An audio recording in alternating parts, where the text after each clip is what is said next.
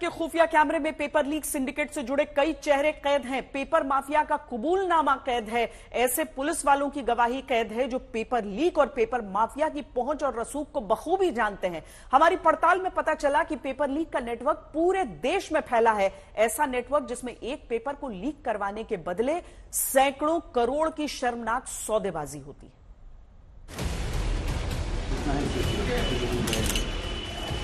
कई तरह के हमने बहुत सारे आज देश के सामने इन चेहरों की हकीकत जब पहली बार स्टिंग ऑपरेशन के जरिए सामने आएगी तो कई परतों में लिपटी नीट पेपर में हुई धांधली की धुंध छट जाएगी। आज तक के स्टिंग ऑपरेशन में कैद एक एक किरदार, एक एक कबूलनामा, एक एक गवाही सरकारी सिस्टम में पेपर माफिया की गहरी पैठ और उनके सिंडिकेट को पूरी तरह बेनकाब कर देगा। कई तरह के हमने बहुत सारे कौन है स्टिंग में कैद चेहरे? खुफिया कैमरे में सनसनीखेज खुलासा। आज तक के अंडरकवर रिपोर्टर देश को हिला देने वाले पेपर लीक की इन्वेस्टिगेशन के लिए दिल्ली से 1000 किलोमीटर दूर पटना पहुंचे। हमारे खुफिया कैमरे में पेपर लीक की जांच से जुड़े इन्वेस्टिगेशन ऑफिसर ने पैरों तले जमीन खिसका देने वाला खुलासा किया। जो आपने मांगा था ना पेपर, पेपर से एग्जाम में अप्लाई करके देने के लिए और जला हुआ आंसर क्वेश्चन से दोनों का पेपर से खुफिया कैमरे पर इन्वेस्टिगेशन ऑफिसर ने पेपर लीक को लेकर जो बताया वो नेशनल टेस्टिंग एजेंसी की भूमिका को लेकर सवाल खड़े करने वाला है। इन्वेस्टिगेशन ऑफिसर ने क्या क्या खुलासा किया थोड़ी देर में आपके सामने होगा, लेकिन उससे पहले पेपर लीक के कुछ अहम किरदारों के चेहरों की कहानी। आज तक के undercover reporter NEET paper leak के मास्टरमाइंड संजीव मुखिया के खतरनाक सिंडिकेट का सच जानने निकले। हमारी मुलाकात एक ऐसे शख्स से हुई जो संजीव मुखिया के सिंडिकेट का राजदार है। यकीन मानिए, पलंग पर लेटे इस शख्स ने खुफिया कैमरे पर संजीव मुखिया के बारे में जो राज उगला, उस राज ने पेपर लीक माफिया के सरकारी सिंडिकेट की पूरी कलई खोल दी। 4 तारीख की इसकी अटेंडेंस है। उसके बाद फिर मैंने एक चिट्ठी भेजा था, कोई दे गया है उसका जवाब। उसमें वो 6 तारीख को PMCH में भर्ती हुआ। आप लोग को उसका पेपर लीक करना पॉसिबल नहीं है। नहीं। ये चेहरा भी आप देख लीजिए, इस चेहरे को पहचान लीजिए। पेपर लीक हुआ तो कैसे हुआ, क्यों हुआ, पेपर लीक का घिनौना सौदा कितने में हुआ। आज तक के स्टिंग ऑपरेशन में बड़े पेपर माफिया ने कबूल दिया। बहुत गौर से पेपर माफिया का कबूलनामा सुनिए।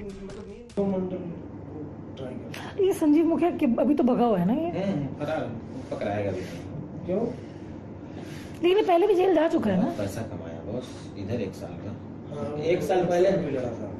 उसकी बीवी इलेक्शन भी तो लड़ी थी। उस इलेक्शन में ही तो बर्बाद हुआ, लोगों से एडवांस उठाया। बेटा वो सब दिन नीट का ही काम करता है, 10-20 कहीं ना कहीं से सेंटर से करके उस साल में 2-3 करोड़ किया। इस बार उसको 200-400 करोड़ रुपया कमाने का शौक था। तो अब 100 करोड़ से कम का मालिक 700 काम किया इस बार नीट में वो। 700 मिल ही नहीं सकता। आप क्यों मिलेगा? 700 काम किया वो इस बार। 700 स्टूडेंट्स का। 40 लाख से गुना कर दीजिए। 1-2 नहीं बल्कि 200 करोड़ की डील पेपर लीक सिंडिकेट से जुड़े एक माफिया ने की। ये वही सिंडिकेट है जिसके आगे जांच एजेंसियां, विजिलेंस और NTA के तमाम दावे महज कागजी नजर आते हैं, क्योंकि दाल में कुछ काला नहीं बल्कि पूरी दाल ही काली है। ये खुलासा भी आज तक के खुफिया कैमरे पर एक वर्दी वाले ने किया। बाप बेटा था, तो बाप बेटा ऐसा था ना, यही काम करता है। इसका करने का मौका मिलता है, लेकिन पूरे बिहार लेवल पे, पूरे स्टेट लेवल पे, पूरे अभी तक पूरे इंडिया लेवल पे काम कर रहा है। यूपीएससी का पहला मामला लीक हुआ था यहाँ, इसमें पहली बार यूपीएससी लीक हुआ बिहार में। इसमें ये इन्वॉल्व हुआ। इसमें क्या हुआ ना, तो जिस पेपर जिस गाड़ी से जा रही थी पेपर, तो गाड़ी को इन्हें पकड़ लिया था। आप पेपर की गलती गाड़ी बदल दिया, मतलब जिस गाड़ी से पेपर जा रही थी, यूपीएससी का पेपर जा रहा था, उस गाड़ी को ही लोग के साथ खेल कर गया ये लोग, ठीक है ना। और गाड़ी में पेपर बदल दिया, गाड़ी पेपर था नहीं बदला, पेपर उस गाड़ी में बदला गया, तो सील पेपर था। फिर भी कितने एक्सपर्ट है इसे? एक्सपर्ट का बात हो सर, तो कैसे एटीएम को देखते हुए एटीएम गायब हो जाता है, उससे वो एक्सपर्ट वो लोग। हमारे खुफिया कैमरे में पेपर लीक का सिंडिकेट कैद है। सिंडिकेट की पूरी मोडस ऑपरेंडी का कबूलनामा कैद है। पेपर लीक से जुड़े बड़े बड़े चेहरों का सच कैद है। एक एक चेहरे से पर्दा उठने वाला है। जानने के लिए देखते रहिए ऑपरेशन नीट। श्रेया चटर्जी के साथ अरविंद ओझा, स्पेशल इन्वेस्टिगेशन टीम, आज तक।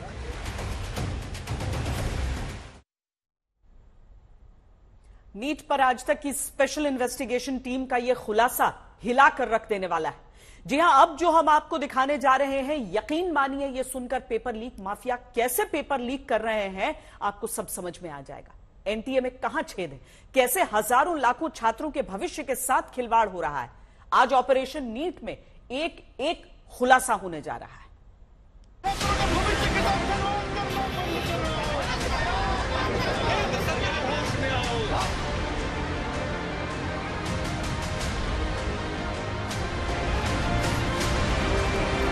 जेल में भी रहते हैं। पेपर लीक पर देश में गुस्सा है। ऐसा लेके हमारा भविष्य वापस कर दे।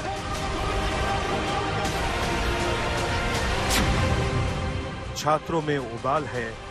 अभी पिछली बार जो नीट की एग्जाम हुई थी उसमें भी इतनी धांधली करी है।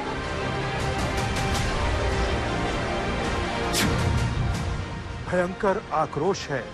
कोचिंग अकेडमी से पैसा लिया, एनटीए को बैन करो।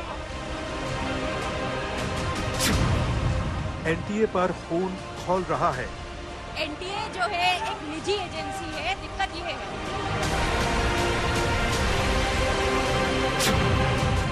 क्योंकि सवाल भविष्य का है। एक स्ट्रक्चर है एकेडमिया का, उसको खत्म करने के लिए एनटीए का गठन किया गया है। नीट पेपर लीक और धांधली की जांच के लिए अब सीबीआई की एंट्री हो चुकी है। बिहार से लेकर झारखंड और गुजरात से लेकर महाराष्ट्र तक गैंग्स ऑफ पेपर लीक का भंडाफोड़ हो रहा है। लेकिन नीट पेपर लीक की परतें उधेड़ने के लिए आज तक की स्पेशल इन्वेस्टिगेटिव टीम निकली है। और आज हम जो खुलासा करने जा रहे हैं, यकीन मानिए ये खुलासा इतना विस्फोटक है कि सरकार के भी होश उड़ जाएंगे। और आज तक के खुफिया कैमरे पर पेपर लीक माफियाओं के चेहरे से नकाब उतर जाएगा। 28 मार्च 2024 पेपर लीक माफिया का वीडियो वायरल। जी हां, 5 मई 2024 को नीट का पेपर होना था और इससे ठीक 41 दिन पहले यानी 28 मार्च 2024 को एक वीडियो सामने आता है। वीडियो में सफेद गमछे में चेहरा छिपाए एक शख्स कहता है, नीट का पेपर लीक होगा। जेल से इसकी तैयारी चल रही है।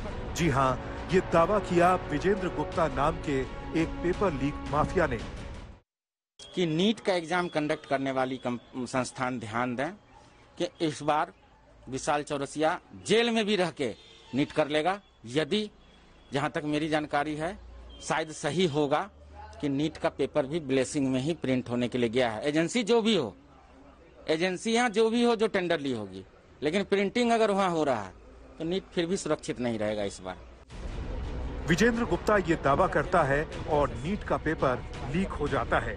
और इस पेपर लीक पर मचे कोहराम के बीच जब किसी को ये तक पता नहीं है कि नकाबपोश विजेंद्र गुप्ता दिखता कैसा है, उसकी शक्ल सूरत कैसी है, विजेंद्र गुप्ता आखिर कहां छुपा है। आज तक की स्पेशल इन्वेस्टिगेटिव टीम न सिर्फ उस विजेंद्र गुप्ता के खुफिया ठिकाने तक पहुंचती है, बल्कि उसका पूरा स्टिंग ऑपरेशन करती है। साथ ही नकाबपोश विजेंद्र गुप्ता का चेहरा अपने खुफिया कैमरे में कैद करती है। ये paper leak mafia Vijendra Gupta, इसी ने बताया था नीट का पेपर लीक होगा। आज विजेंद्र गुप्ता पेपर लीक के सारे राज खोलेगा। विजेंद्र गुप्ता, ये वो नाम है जो नीट पेपर लीक की भविष्यवाणी परीक्षा से ठीक 41 दिन पहले करता है और फिर पेपर लीक हो जाता है। आज तक के स्टिंग ऑपरेशन में इस पेपर लीक माफिया के चेहरे से नकाब उतारा है। विजेंद्र गुप्ता ने खुलासा किया है कि पेपर लीक की पूरी स्क्रिप्ट कैसे लिखी गई और कैसे एनटीए की आंखों के सामने पेपर लीक होता है। तो आइए देखते हैं विजेंद्र गुप्ता का यह विस्फोटक खुलासा। नीट पेपर लीक का ट्रेलर लॉन्च करने वाला विजेंद्र गुप्ता अब आज तक के खुफिया कैमरे पर पेपर लीक की पूरी पिक्चर रिलीज करता है, वो भी बेखौफ, कानून को धता बताते हुए। रही बात जेल जाने का, तो जेल कल बेल फिर परसों से यही खेल करेंगे।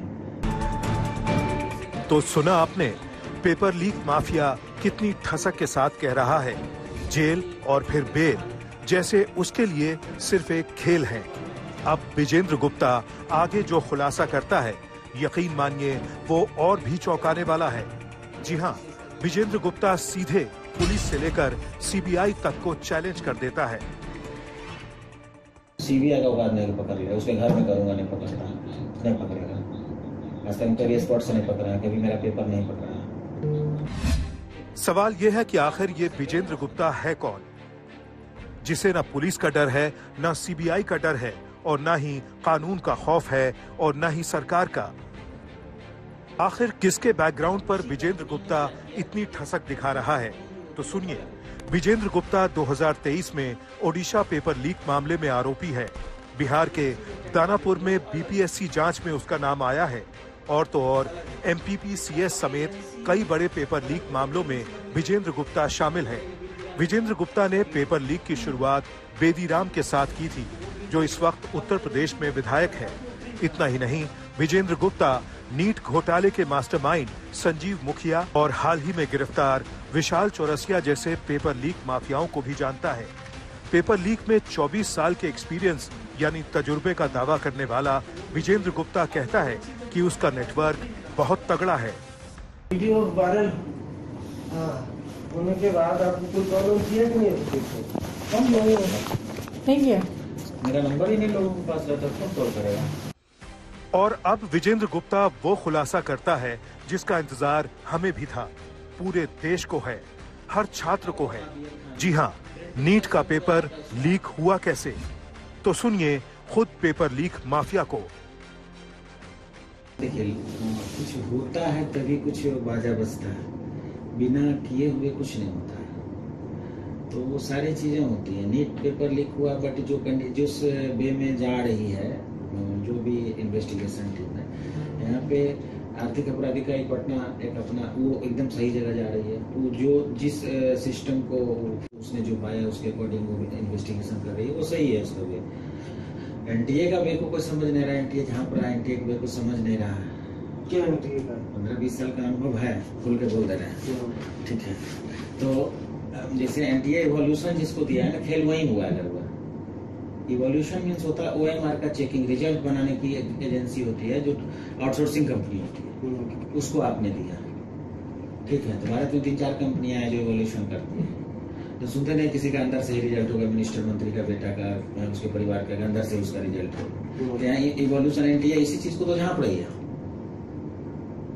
ये तो 2 मिनट का खेला है ना, कि आप जो 1563 बच्चे का री एग्जामिनेशन देने के लिए दे रहे हैं, उसको बैठा दीजिए ना ओपन, उसको बोलिए वही टेस्ट, वही क्वेश्चन बनाओ, बाय प्रोसेस बनाओ। ये नहीं कि ऑब्जेक्टिव है तो टिक मारते चले जाओ, बाय प्रोसेस बनाओ। ये कैसे इसका आंसर इतना हुआ? 50% आंसर अगर दे दिया था, हम खड़ा पनिशमेंट भोग लेंगे, हम आपको बता रहे हैं। उसको तो रटाया गया है। तो सुना आपने कैसे विजेंद्र गुप्ता ने एनटीए का कच्चा चिट्ठा खोल कर रख दिया, और ये भी खुलासा कर दिया कि एनटीए में कहां छेद है। हम हैरान थे क्योंकि विजेंद्र गुप्ता के खुलासे बेहद सनसनीखेज थे, और तो और इस पेपर लीक माफिया ने ये भी बता दिया कि कैसे पेपर बॉक्सेस को एक जगह से दूसरी जगह ले जाते वक्त बॉक्सेस टूट जाते हैं, और कैसे ब्लैक लिस्टेड कंपनियों को टेंडर मिलते रहते हैं। चलिए, जैसे स्ट्रॉन्ग रूम आप बनाते हैं, सरकार स्ट्रॉन्ग रूम बनाती है, प्रिंटिंग प्रेस हो गया। अभी हाल में आप लोग रिसर्च कीजिए कि ये जो यूपी एसटीएफ ने पकड़ा था, शुभम मंडल वगैरह, वो शुभम मंडल का जमानत हो गया, उसका बेल हो गया, बेल हो गया, 3 तारीख को ही आ गया था, ठीक है। तो वो एक लॉजिस्टिक कंपनी थी। आप प्रिंटिंग कर रहे हैं तो आप तो भेजिएगा किसी ना किसी लॉजिस्टिक से। ट्रांसपोर्टेशन तो आपका हर चीज आप नहीं कर सकते हैं ना। तो ट्रांसपोर्टेशन जो किए हैं तो वहां से ही ब्रेक किया था ये लोग, शुभम मंडल लोग।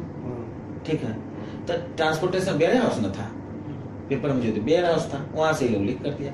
अब वहां भी एक खामी, प्रिंटिंग प्रेस में कोई आपका स्टाफ है, वहां भी एक खामी। जैसे बीपीएससी टायर 3 में कौशिक। पेपर लीक माफिया के स्टिंग ऑपरेशन से अब तक हमें ये समझ आ जाता है कि पेपर लीक माफियाओं का नेटवर्क कितना तगड़ा है और कैसे ऊपर से नीचे तक माफिया पेपर लीक के लिए मिले हुए हैं। अब आगे का खुलासा सुनिए।